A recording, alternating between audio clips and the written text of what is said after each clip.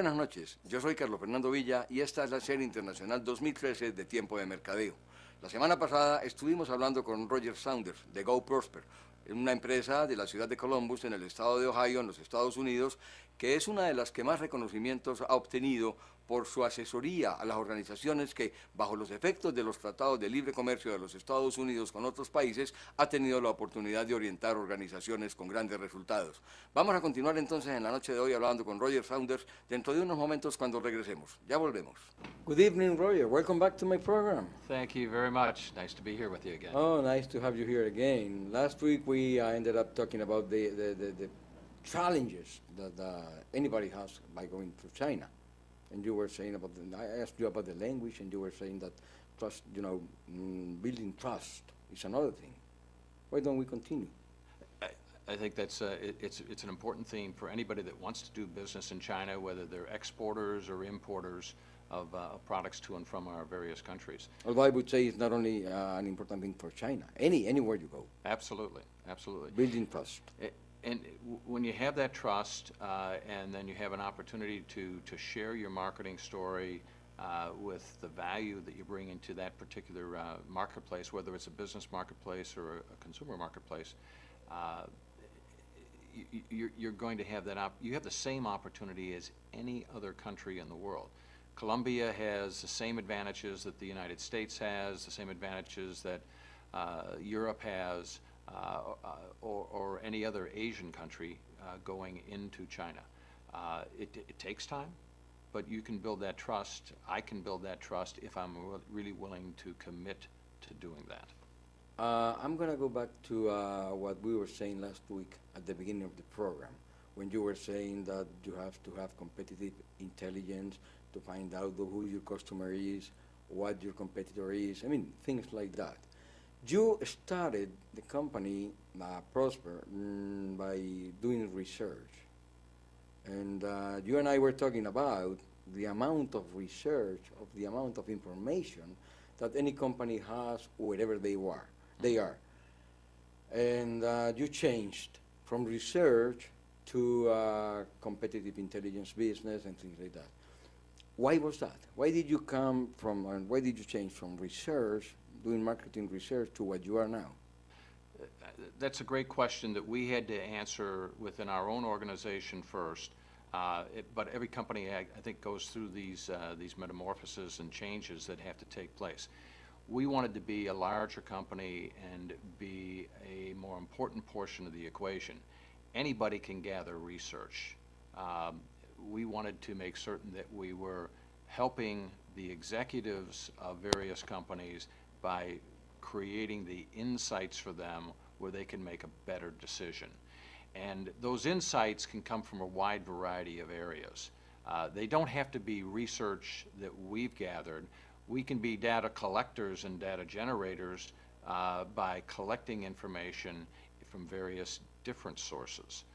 Some of it, we could be writing those custom surveys. That's a service that we offer, but capturing government data, capturing data that and information and insights that companies already have available within their own organizations or industry organizations can be put into what we've developed as insight centers. And having that visual capability of looking at those insight centers leads them to better and more effective decisions because you can work analytically around that data, build the correlation out as to behavior, attitudinal, and future spending plans, as well as media and how it's influencing the consumer to come to the better development of your services and products. Like you and I were talking before, maybe there is so much information, more information that is really needed. How can you filter that information? I mean, how can you get the information that you really need and don't waste time by looking at things that you shouldn't look at? Sometimes I think you have to flip the equation and you have to ask yourself, what is it that I'm trying to accomplish? I know what my product is and what it represents right now, and I have a bit of understanding about my consumer, but what is it that I want to accomplish with this product and service, and what additional data and insights am I trying to collect? And by looking at where you are at the end of the equation can lead you to, this is the direction that I can take. Some of it's going to be competitive situations. If I wanted to open up a restaurant tomorrow, for example, I can't say that I'm going to be a bigger restaurant than McDonald's in the next 2 years. I have to have a different approach. That doesn't mean that as a restaurateur I can't compete with McDonald's if I chose to get into that particular arena. But I need to think, what is it that I want to be when I grow up, if you will, that I can design my products and my services around their needs, the customer's needs. Do you think companies are saying what people really want to hear or want to know, or companies are saying what they want to say, no matter what the customer wants to hear?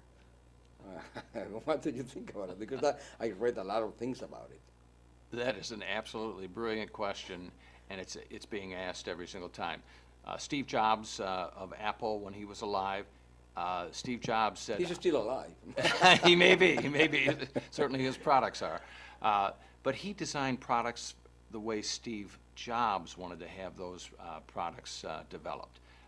He conceptualized them and made certain that they were built. Common sense. Common sense. Now, that doesn't mean that Steve Jobs didn't have an instinct and an understanding about what the consumer needed to do with that particular product. For example, when he built the iPhone, he said, I don't want this glass in here because when the consumer puts it in his pocket, it's going to scratch and you won't be able to use it. So he did, even though he said, I don't need consumer research, I'm the consumer research department, he did understand the consumer. And companies have to do that. None of us have all of the answers. We can build our own intuition, but we still need to be able to see the world through the consumer's eyes. Roger, let's go to another commercial break and we'll be right back, okay? Vamos entonces a una tanda de comerciales y ya estamos de nuevo con ustedes.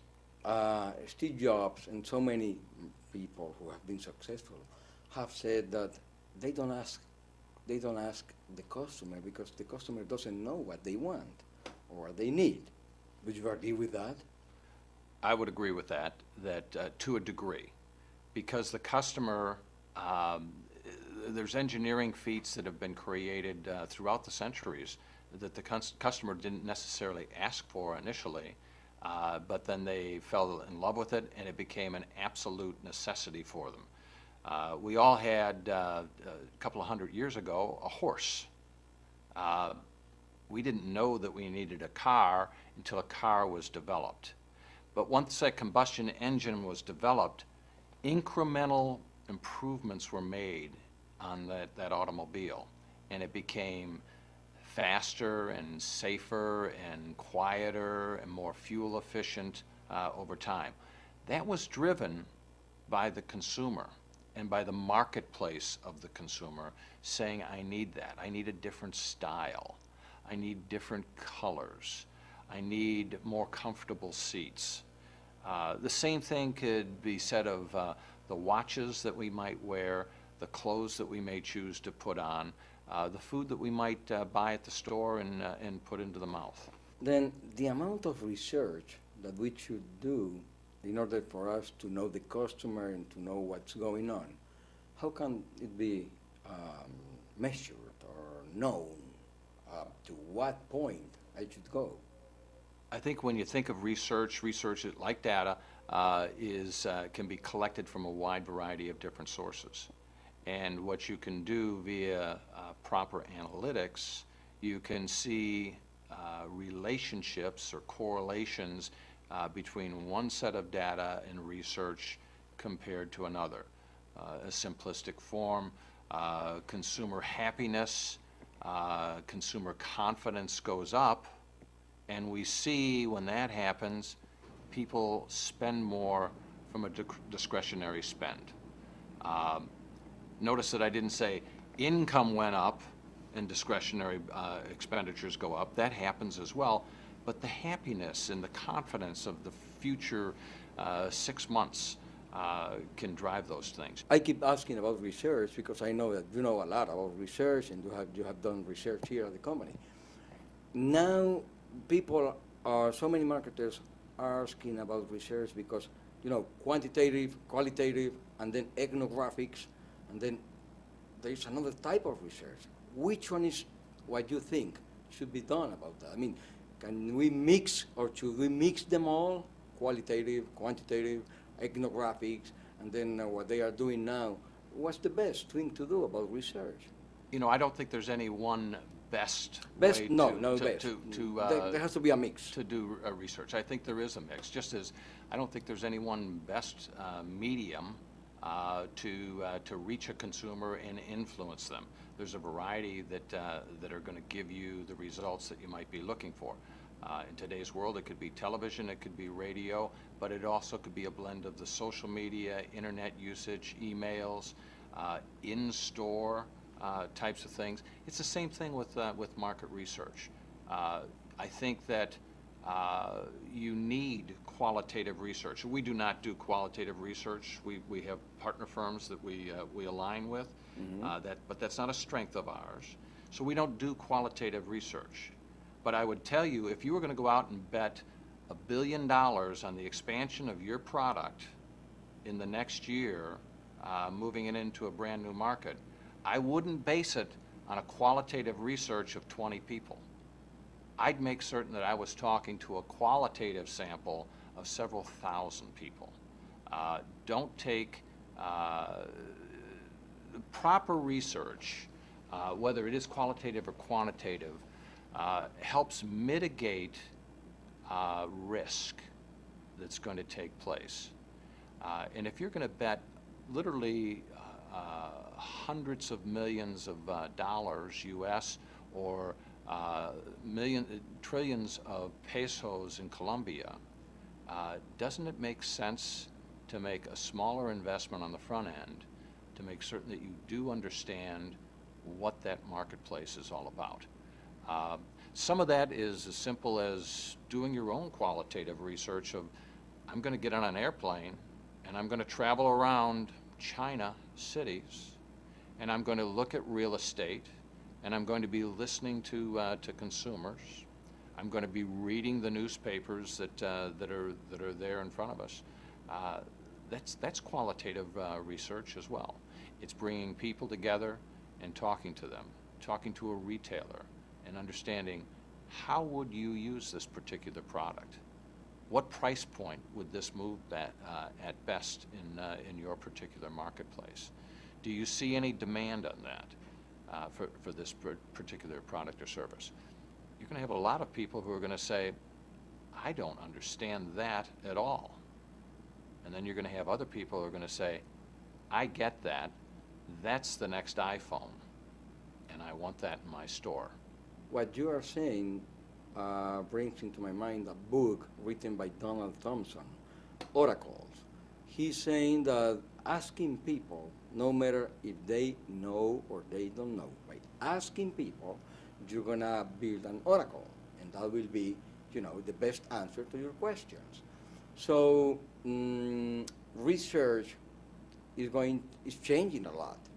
And those oracles, do you agree with that by asking people and having people, amounts of people, to whom you ask questions, you're going to get the right answers? Carlos, I haven't read that book, but I do agree with the principles that you're laying out there. The consumer is somebody that you want to be able to listen to, and the more information that you're gathering about them, the better you're going to be able to make your decision. You have to understand, we all have to understand, that you're still going to break things into segments, if you will.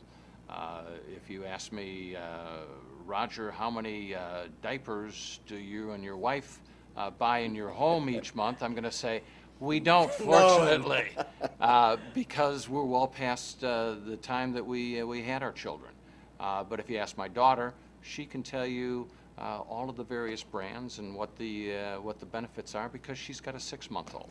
One of the examples that Donald Thompson mentions in his book is Who Wants to Be a Millionaire?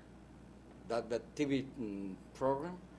Do you remember that one of whenever the contestant doesn't know the answer, there is a possibility for him to say, hey, I want to ask the audience. And look at that.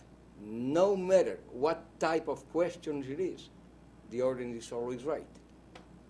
Which is, something that tells you, hey, really, people really, no matter what question it is, if you ask the majority of the people, you're going to get the right answers. That's another beautiful example, Carlos. It's the wisdom of the crowd. They do know. They're aware. Yeah, that's right. Then we have to go to another commercial break, and we'll be right back. Okay. Vamos a ir a otra tanda de comerciales y estamos de nuevo con ustedes. Ya regresamos. Hey, Roger, back to China. Opportunities. Anything to say? Carlos, I would love to share this with you and with people from Colombia, because we say it to companies that we work with here in the United States as well. We think that there's several big opportunities that we all should have our eye on. One, in China, incomes are rising. And as incomes rise, discretionary spend goes up. And that creates opportunities for your exports. The second thing that's a big opportunity, we think, is look beyond what is referred to as the Tier 1 cities in China. Tier 1 cities in China are cities like Beijing and Shanghai, Shenzhen, Guangzhou.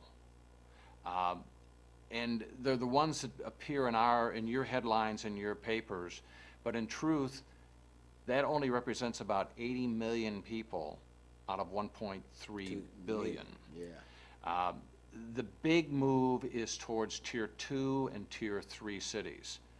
Companies like Walmart, a U.S. company, which now has over 320 stores in China, they're going to build 40 stores this year in China, but 3/4 of them will be built in Tier 3 cities. Now, those Tier 3 cities have populations of anywhere from 1.5 million to 4 million people, which are still very large cities by the standards of the United States or by the standards of Colombia. Look beyond Tier 1. I think the third big area of focus that you want to take a look at is keep in mind that the Chinese population is very brand conscious. And what's really important to them is show me trust and reliability, show me safety, make certain that it's a sophisticated product that's very reliable. Don't try to sell me a cheap, shoddy good.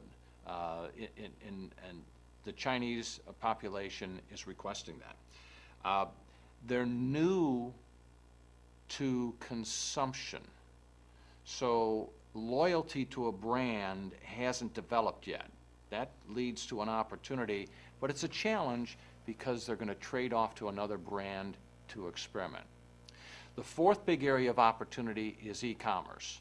And e-commerce is growing all around the world. All over the world. I know that Colombia is rapidly moving ahead. Yes. And it's rapidly moving ahead here in the United States, but it is growing exponentially in China.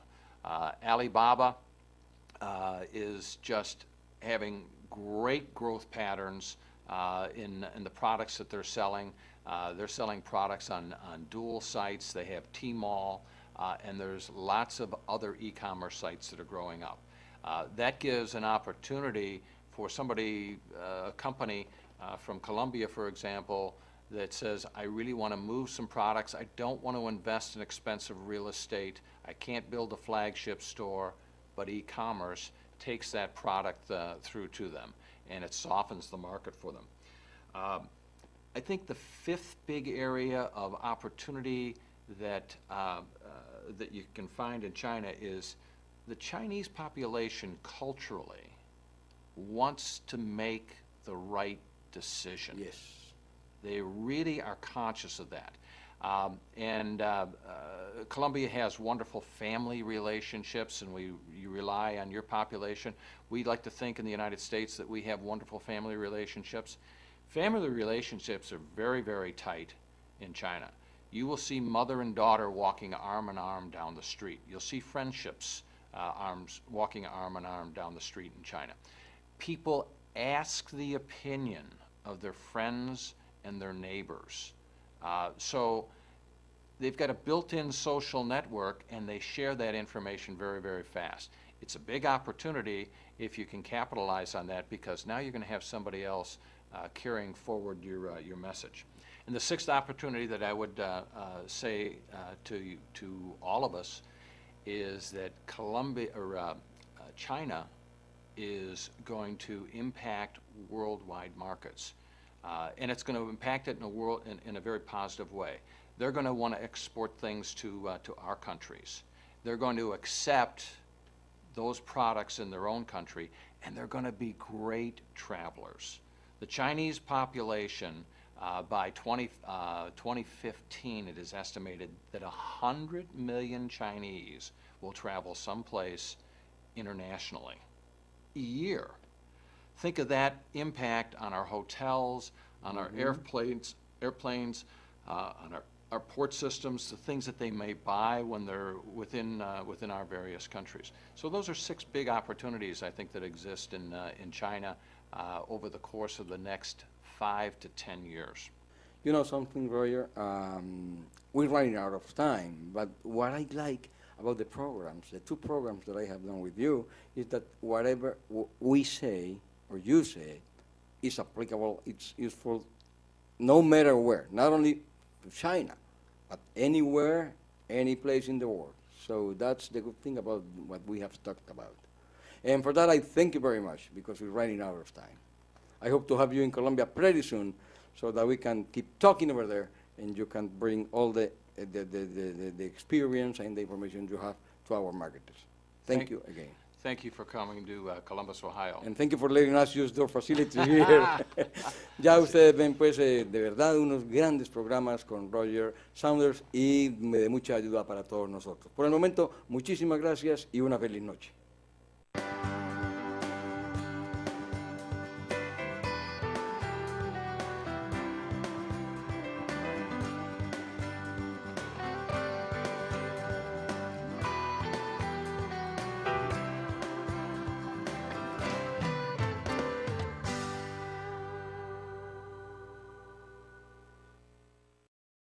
Por su asesoría a las organizaciones que, bajo los efectos de los tratados de libre comercio de los Estados Unidos con otros países, ha tenido la oportunidad de orientar organizaciones con grandes resultados. Vamos a continuar entonces en la noche de hoy hablando con Roger Saunders dentro de unos momentos cuando regresemos. Ya volvemos. Good evening, Roger. Welcome back to my program. Thank you very much. Nice to be here with you again. Oh, nice to have you here again. Last week we ended up talking about the challenges that anybody has by going to China. And you were saying about, I asked you about the language, and you were saying that trust, building trust is another thing. Why don't we continue? I think that's it's an important theme for anybody that wants to do business in China, whether they're exporters or importers of products to and from our various countries. Although I would say it's not only an important thing for China, anywhere you go. Absolutely, absolutely. Building trust. And when you have that trust, and then you have an opportunity to share your marketing story with the value that you bring into that particular marketplace, whether it's a business marketplace or a consumer marketplace, you're going to have that. You have the same opportunity as any other country in the world. Colombia has the same advantages that the United States has, the same advantages that Europe has. Or any other Asian country going into China. It takes time, but you can build that trust. I can build that trust if I'm really willing to commit to doing that. I'm going to go back to what we were saying last week at the beginning of the program, when you were saying that you have to have competitive intelligence to find out who your customer is, what your competitor is, things like that. You started the company, Prosper, by doing research.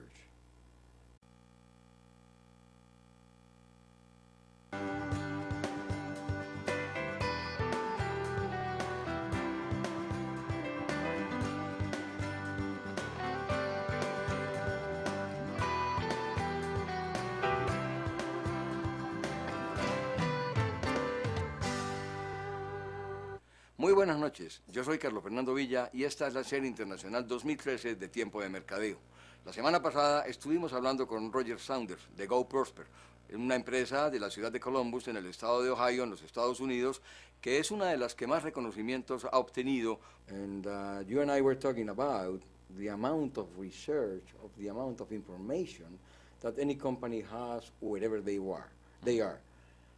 And you changed from research to competitive intelligence business and things like that. Why was that? Why did you come from, and why did you change from research, doing marketing research, to what you are now? That's a great question that we had to answer within our own organization first. But every company, I think, goes through these metamorphoses and changes that have to take place. We wanted to be a larger company